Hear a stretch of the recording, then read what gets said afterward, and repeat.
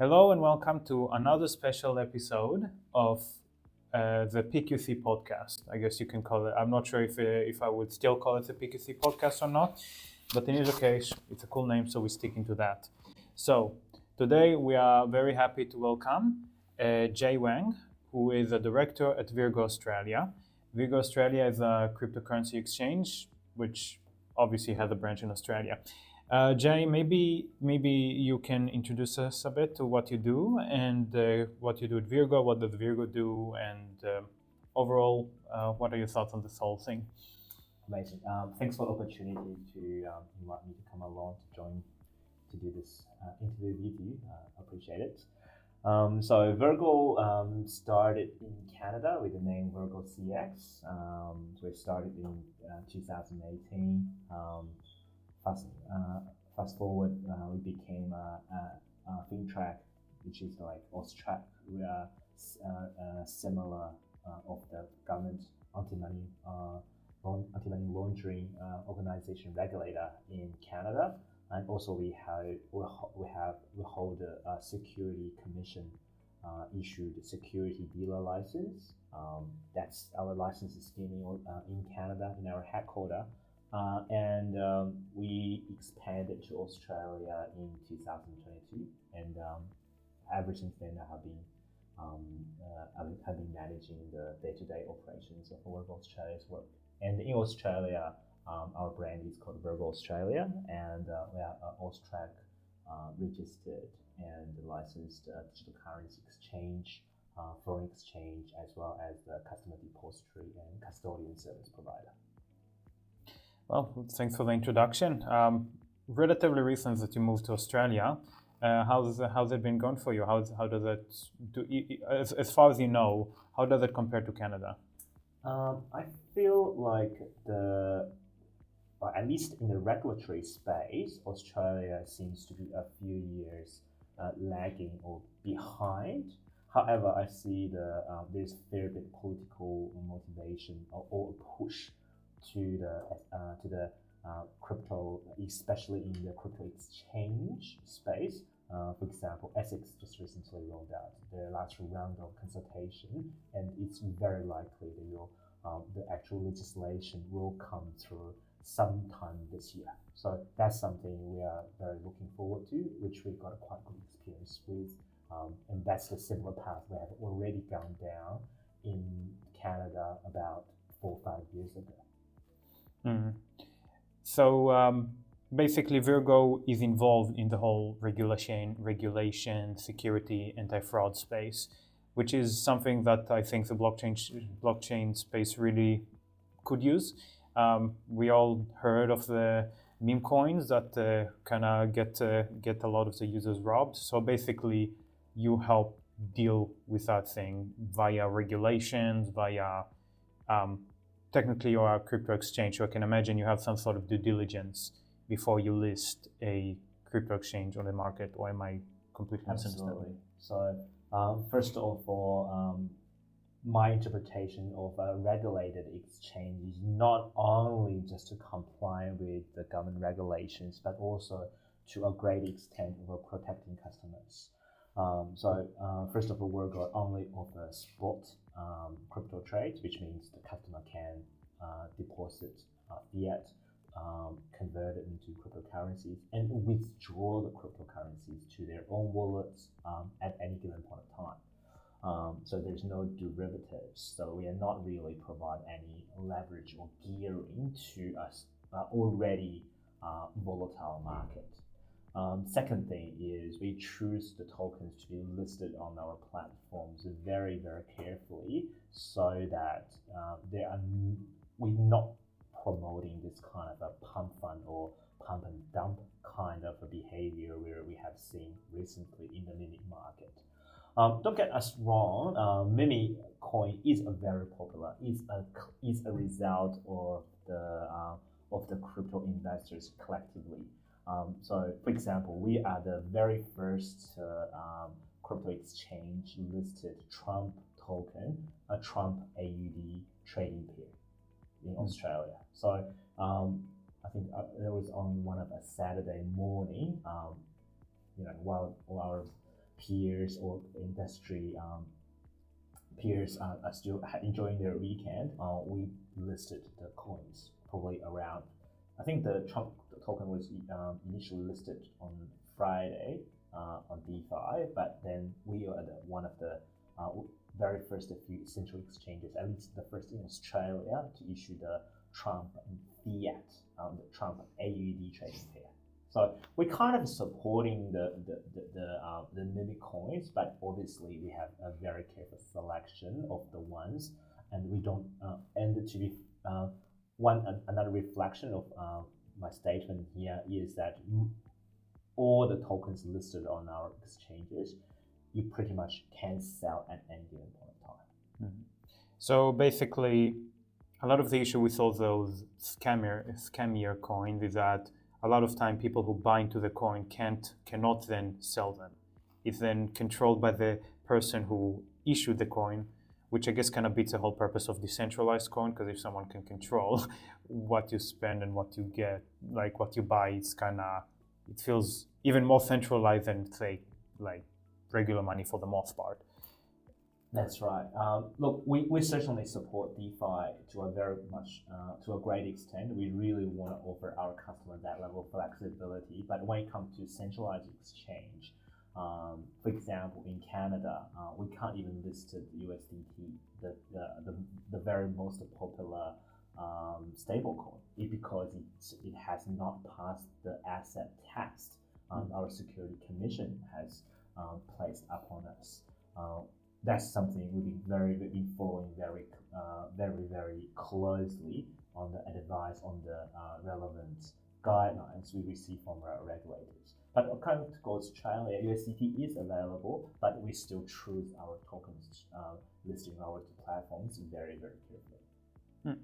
So I kind of have two questions about this. Regarding the Trump coin, there was a bit of controversy around it. This is not a space where we... I'm not gonna, unless you wanna share, I'm not gonna ask your personal thoughts. But the question is, how did this controversy affect the Virgo exchange? Did it change did it change a bit your guidelines or how you review coins? Or do you think this is just kinda a whole separate thing that you kinda don't really touch on? Look, I certainly have quite a few friends in my friends and customers that reach out to us and expressed the unhappiness about such a big volatility behind Trump coin. Look, we know what we exchange. We help the customers to facilitate the trades. That's where we've been very much refraining ourselves, giving any advices to customers on like which coin to buy, which coin to sell. One thing we can do is for them to compare the cost of buying or selling tokens of other exchanges with us. But certainly, in my very own opinion, I think Trump coin certainly has attracted way too much attention from already diversified crypto space. I think I remember on the day when the Trump coin was listed, we see such huge drop in most of other major coins. So that's something concerning, which means the Trump coin is not like the previous few rounds of bull runs, like the NFT runs or the smart contracts. You see some quite innovative or cutting-edge technology being pushed out, or some very innovative solutions being actually adopted in the crypto space, where Trump coin is mainly a main result of a person's fame. That's something I personally don't want that kind of things to drag too much attention. We really want to open up the existing space to embrace more users to come into the Web3 world, rather than just having one coin, dominating. Except Bitcoin, which is everyone's religion. I mean, Bitcoin is the OG, as speaking in Gen Z language. So it's kind of like the pattern, isn't it, for crypto scams? Again, I'm not I'm not making any opinion about Trump here. I have my own opinions, and they're very separate to this discussion. But basically, the pattern that I'm noticing is the scammier coins usually are pushed by famous people. Say Logan Paul, to name a few. I don't wanna get sued, so I'll stop at that and just say like a few bigger names as well. Yes. Maybe the hacked what coin. I think that's a bit of not a question. Someone utilizing their fame over the actual technology or the actual substance behind the coin. Is that kind of like general guidelines? Like if it's being pushed by a famous person, should I be concerned, or are there other guidelines that I should be focusing on instead? Well, from an exchange point of view, we'll definitely look at so-called liquidity. So in a very human word, that means at any given point in time, you can buy and you can sell. So there's always someone in the market to pick up the order. So Virgo is a broker as a nature. So we're not holding order book. So we're not really trying to match a trade from a customer to the others. So we actually we aggregate all our trades, and then we find the best executable price from a range of well-known, compliant, global scale marketplaces. Then to offer the customer the trading, the buy now or sell now price. So that is our model. So that means at any given point of time, we are not going to list any coins that we cannot help the customer to trade. So that needs to pass the very first criteria in order for us to list the token. So that's why you probably see we don't list a lot of tokens on our website, but I'm proud to say, our execution speed on the trades is something industry leading. Well, quality over quantity is probably quite prudent in this space at the moment, because the issue is to some degree that there is a quantity over quality, where like it's flooding the space, and then a lot of it is essentially scams, and then it brings a really bad name to the whole blockchain technology as a whole. Even though blockchain is already being, I think, adopted by a lot of government agencies, banks, etc. Australia is a bit laggard, yes, I've heard. From the quantum space, I can tell you that's the same thing. We share a lot of things. Sorry? We share a lot of things in Asia. Yes, I think that's why it's such a synergetic discussion, because between the quantum, post-quantum cryptography and blockchain space, there is a lot of intersection. They affect each other quite a bit. I think already D-Wave has published a quantum-powered blockchain, which sounds like a very interesting technology. I'm in the post-quantum cryptography space, so it's a bit of a different space. But essentially, it's going to be significantly faster, significantly more secure, because it's powered by actual quantum computers. I think I wrote an article at some point, the 4 horsemen of emerging technologies: AI, quantum computers, blockchain, and cybersecurity. And the intersection of these fours, where we understand that not one technology is not the answer to everything. It's going to be together, working together to make like something much more powerful. That's where the real power is going to come. Very insightful. Yes, so thank you very much. I try my best.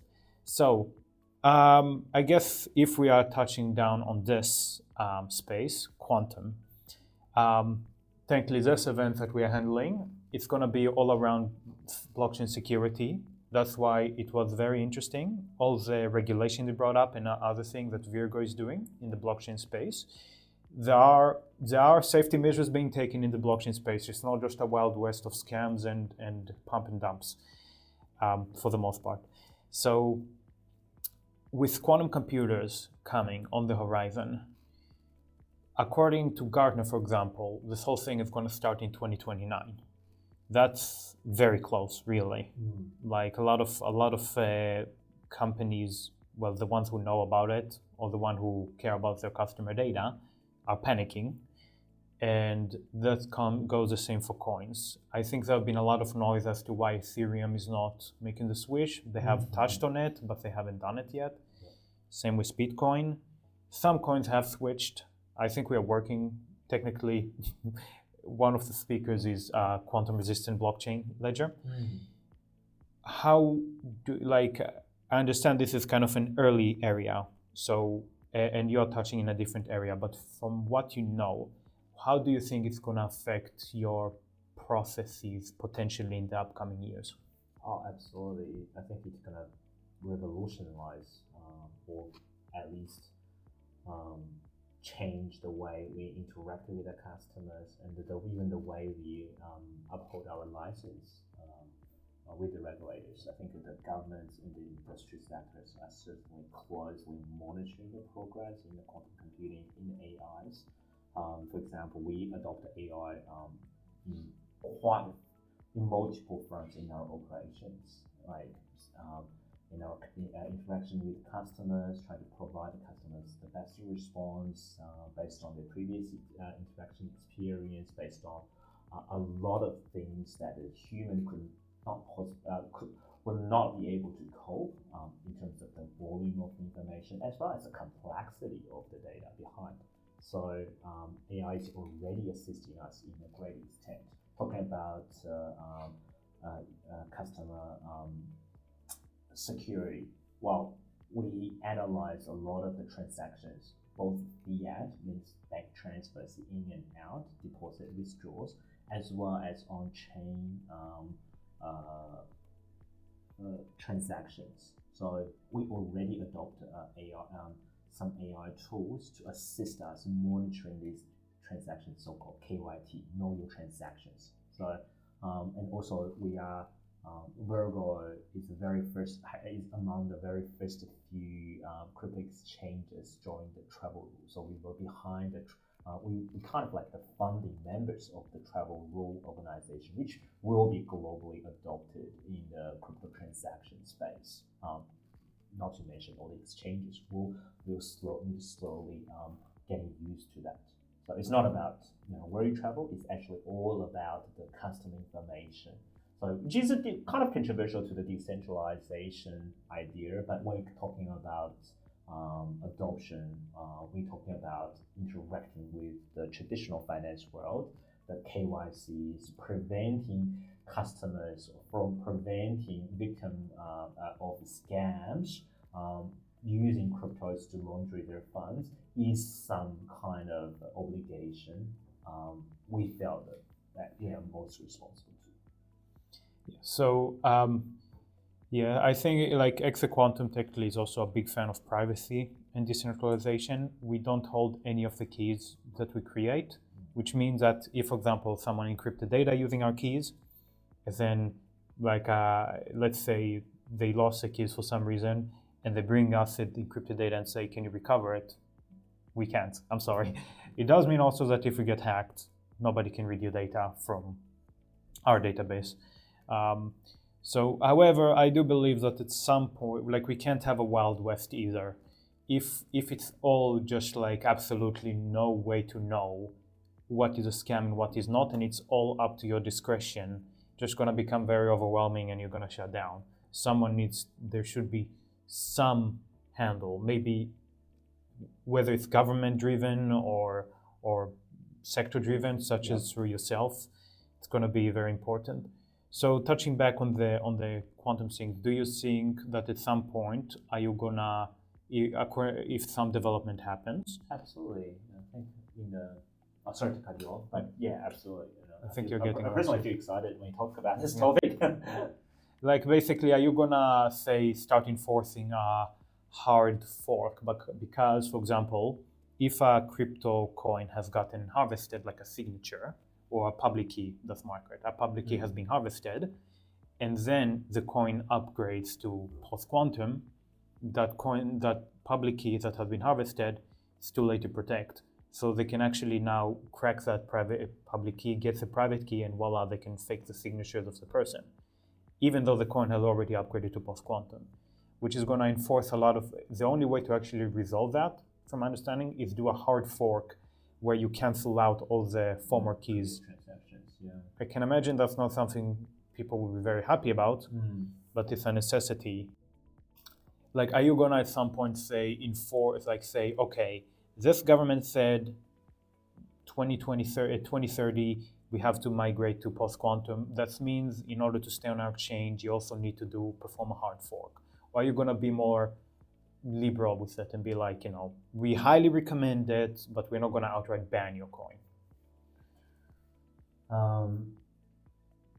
First of all, it's an excellent question. I don't have the answers pop up in my mind straight away, which means I need to give it a second thought.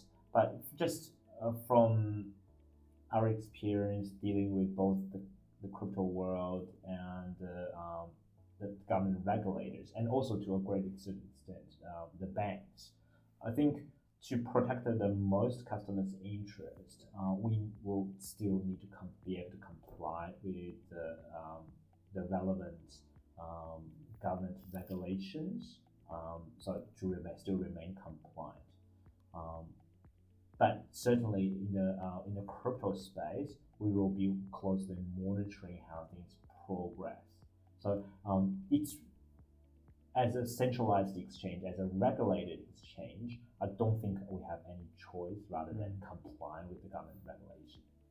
Which, considering the Australian government is already phasing out support for pre-quantum algorithm by 2030, a hard fork is a whole nother question. So I can imagine you're going to say, well, now you have to adopt a post-quantum algorithm. Like, you cannot stay on RSA or elliptic curve for your signature. You're going to have to upgrade to one of those acceptable algorithms.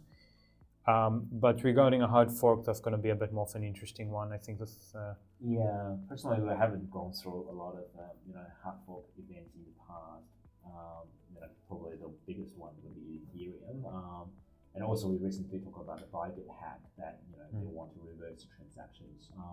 Even though I don't think that's a very personally, I don't think that's a very wise solution to using the hard fork, using such a heavy or highly controversial action to revert a transaction or to revert a particular glitch or an incident. It's like using a chainsaw on a mosquito. Could be, yeah.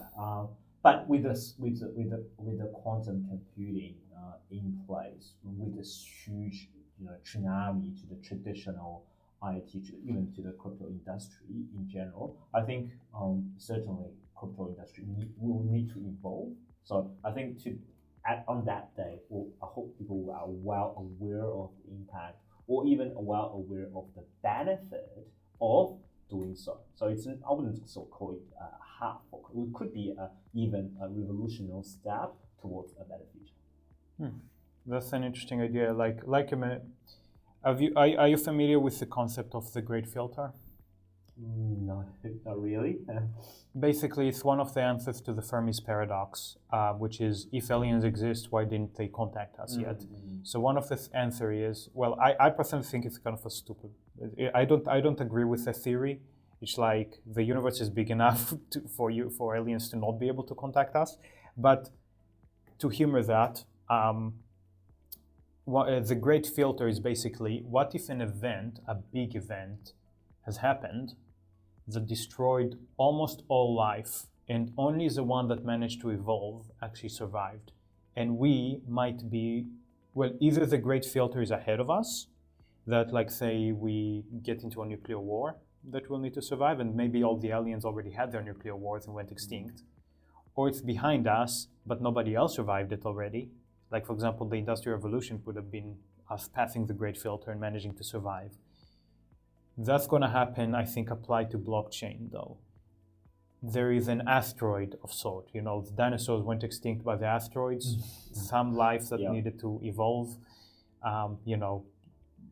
some life managed to evolve out of that, and here we are.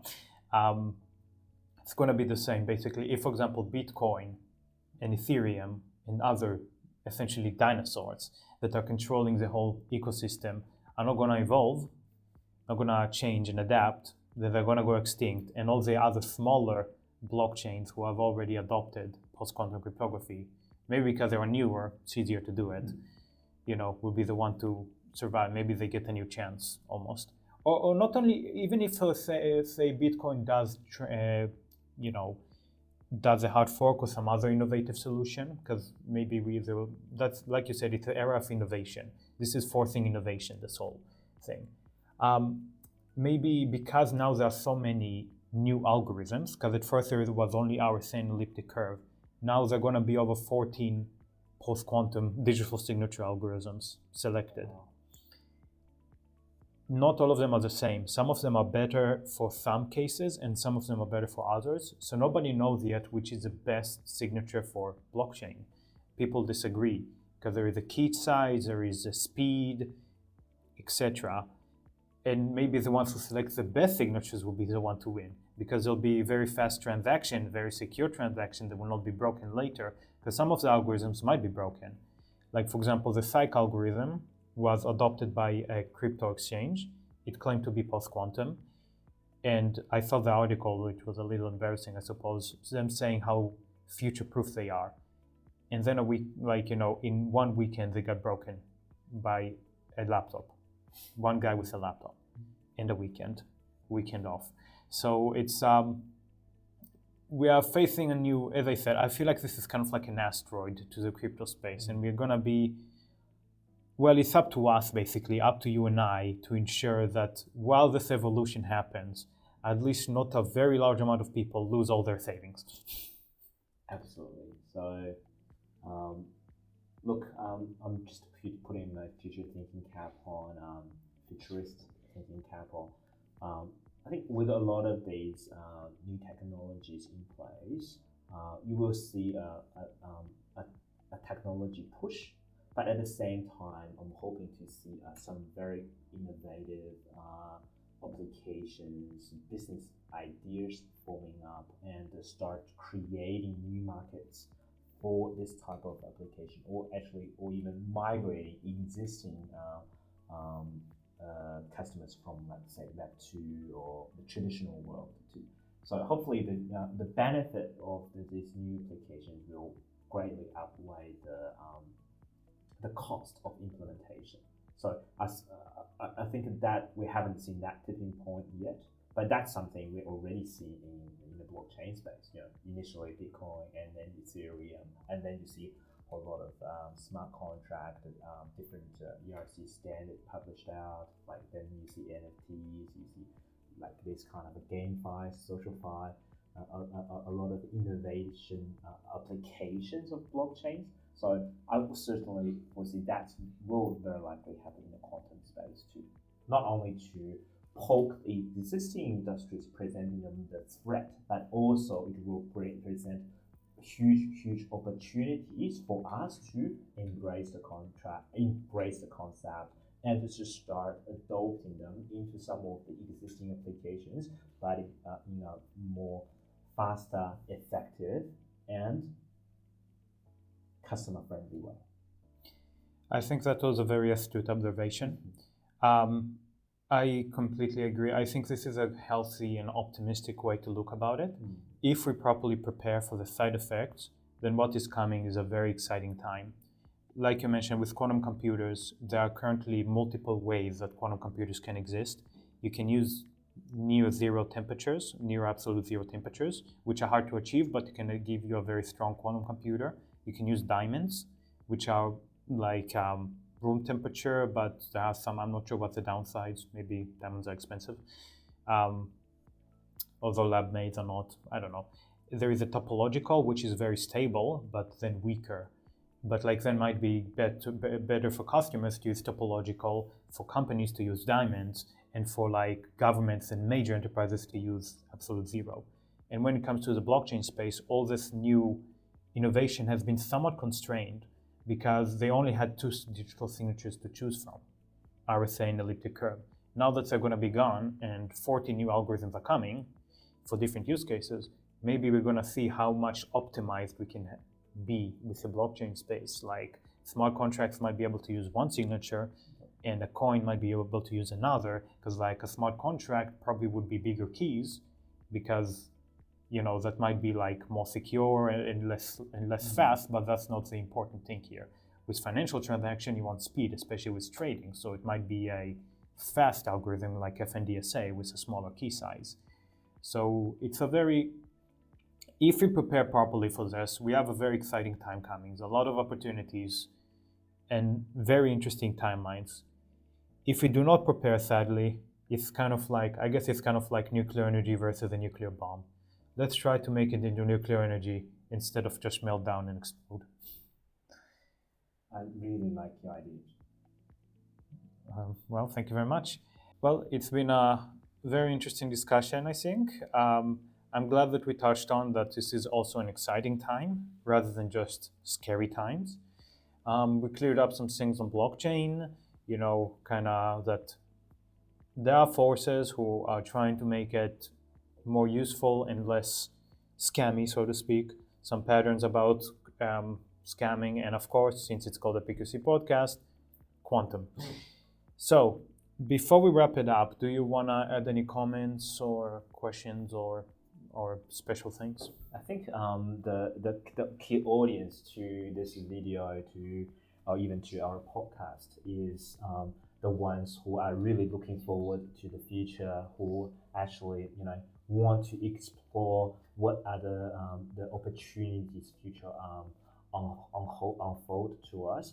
I think continue following to this channel, following the conversations, and I'd love to chip in to come back to this conversation somewhere down the track, even to validate some of the predictions we made.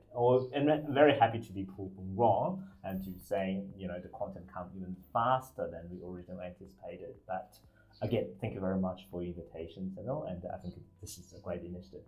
Of course, and you will not be the first one that we hosted multiple times. There is so much to speak in this space. Absolutely. That I feel like we can cover like hours and hours on end. So I appreciate you coming, and I really appreciate that you're interested in speaking again. I definitely would hold you to that. Whether in person or online, we'll find out. And thank you for if you watch this far. As mentioned here, we are hosting an event together, Virgo, us, and a few other blockchain pioneers in Melbourne. However, if you're not in Melbourne at this time or ever, you can feel free to also sign up online, because this is a hybrid event. Kiranium, for example, is going to be joining online. If not, well, I hope you enjoy this podcast, and hopefully I'll see you around soon. Thank you very much. Thank you, and see you on April 4th.